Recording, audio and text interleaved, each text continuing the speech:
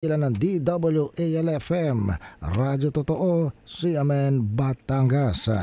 CMN Live Nationwide. Renz Belda, magandang araw sa iyo. Magandang umaga riyan, magandang umaga Pilipinas.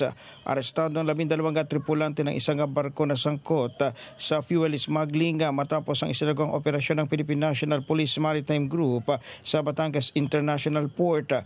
Ayon sa report, huli sa akto ang mga sospek na naglilipat ng kargang krudo mula sa isang barko. Lumabas sa investigasyon ng PNP Maritime Group na may lamang krudo na 1.8 milyong litro. Ang MT Cassandra na may halagang 90 million pesos at inililipat ito sa 4 na tanker gamit ang isang malaking hose.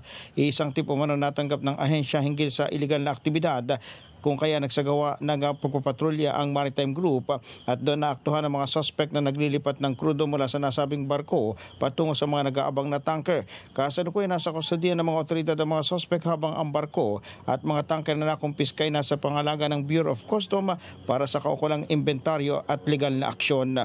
Mula sa DWALFM 95.9, ito si Renz Belda ng CMN Batangas, nag-uulat live para sa CMN Pilipinas.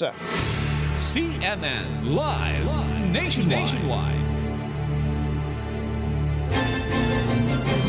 Maraming salamat, Renz Belda, mula po naman sa impilan ng DWALFM, Radyo Totoo, CMN Batangas.